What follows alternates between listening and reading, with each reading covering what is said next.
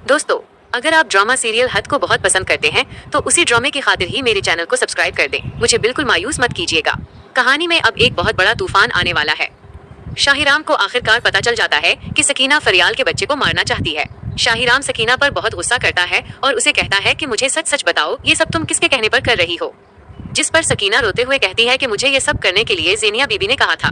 मैंने उन्हें बहुत रोका, लेकिन उन्होंने मुझे बहुत भारी रकम देने का लालच दिया था। सकीना शाहीराम के सामने हाथ जोड़कर कहती है कि मुझे माफ कर दे, लेकिन शाहीराम सकीना को साफ कह देता है कि मैं तुम्हें अपने घर में मजीद बर्दाश्त नहीं कर सकता। मेरा एतबार अब तुमसे उठ गया है। दूसरी तरफ सीरत बेगम भी बर्बाद होना शुरू हो गई है। जब सीरत वकील साहब के पास डॉक्यूमेंट्स लेकर जाती है तो वकील साहब सीरत को बड़ा झटका देते हुए कहते हैं कि तुम्हारा बंगला और प्लाजा रेंट पर नहीं है, बल्कि वो दोनों तो सेल हो चुके हैं।